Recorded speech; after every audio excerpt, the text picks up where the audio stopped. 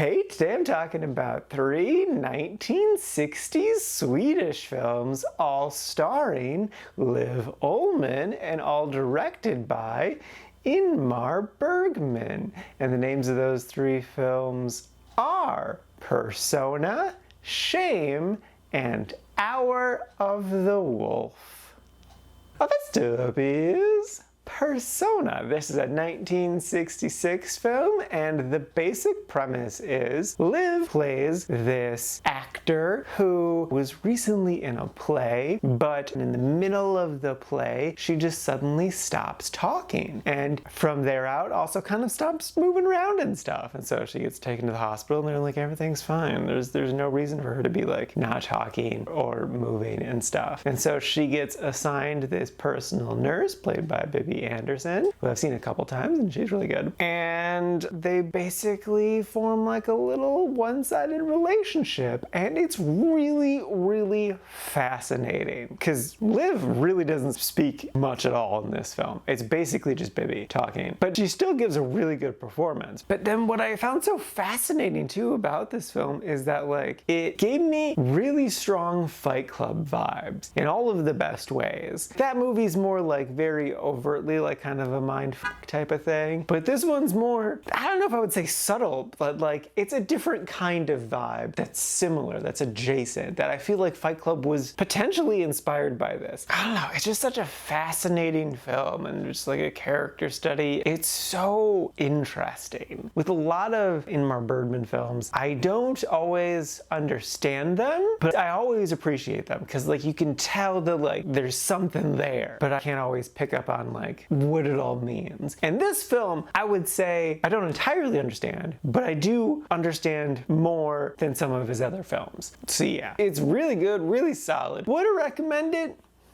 Cautiously, because it is kind of a different style of film, but I think if you're intrigued by this, I would say go for it. I don't think this is a movie for everyone, but I think if like it seems interesting to you, I would say go for it, because it's definitely worth it. It's a good solid film. Next up is Shame. This is a 1968 film, also starring Max von something. He was in The Force Awakens. I've also seen him a couple other times this year. And the basic premise is this is just an analogy for Vietnam. That's not me just saying it, like the director literally said this is just an analogy for Vietnam. And it's really good. So basically in the future, Sweden or some unnamed country is in a civil war, and it focuses on this couple. He used to be violinists in the Philharmonic, but then that was shut down because war. So now they're just kind of like struggling to exist in this war-torn country. And it's like, they don't really want to like pick sides. They just want to live and be alive and not have to worry about anything. And so like, it's literally just them doing that, them just struggling to survive in things not going the easiest for them. I would definitely say that this is the most easiest of all of Ingmar Bergman's films for me to understand. Like I definitely got it. I totally understood the entire thing and all the metaphors and all that jazz. Like I totally get this movie. The two leads gives great performances. It's really, really sad. It's really, really interesting. As I'm kind of thinking about this, I might actually like this more than Persona. We'll see if I change my rankings by the end of this recording.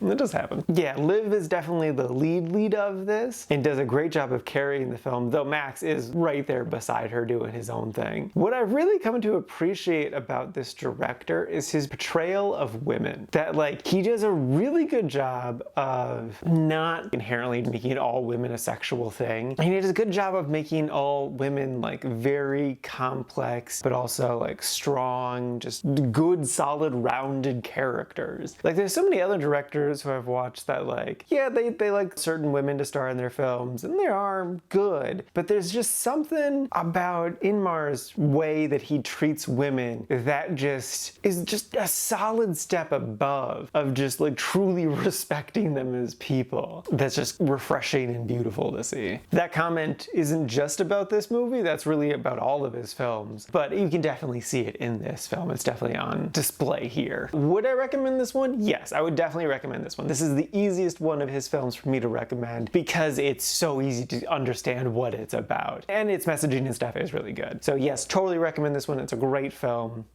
Yes.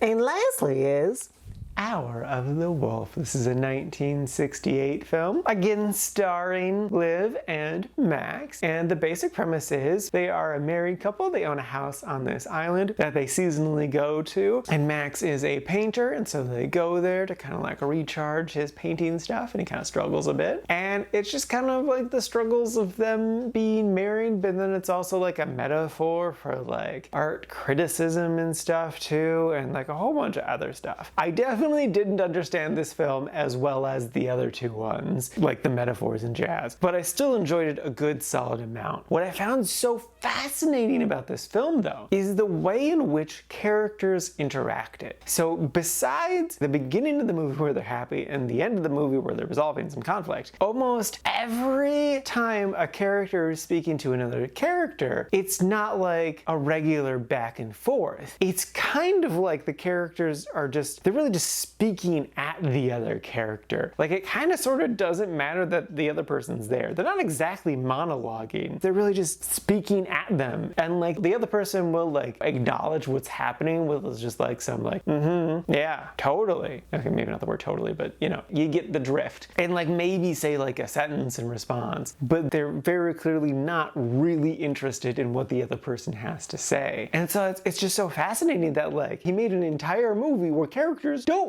really talk to each other, and it's impressive that he was able to pull it off as well as he did. Oh, I forgot to mention, this is sort of based on a true story. So like what happened in real life is that this artist went missing and his wife found his journal, and so she read it and then gave it to this director for him to do stuff with, and he made this film with it. And he may have been kind of losing his mind a bit, so in true Ingmar Bergman fashion, there is some kind of crazy weird stuff that happens, but it still feels true to life in its weirdness. So yes, that's the premise I should have said earlier. So would I recommend this one? No. Like, it's definitely a good film that is worth a watch, but like, it's more like his other films that like, they're more weird, more hard to understand, but definitely still good. And I definitely think you/people can understand this movie better than I can. It's just, he's got other ones that I would put before this one. So yeah, it's definitely good, but not for everyone, and that's okay. Alrighty, now for today's rankings. First up, we got Shame sitting at number 12 in the really like section. And then not too terribly far behind is Persona sitting at number 17, also in the really like section. And then bringing up the rear is Hour of the Wolf, sitting at number 33 in the quite like section. And this is out of a total of 69 old movies so far this year.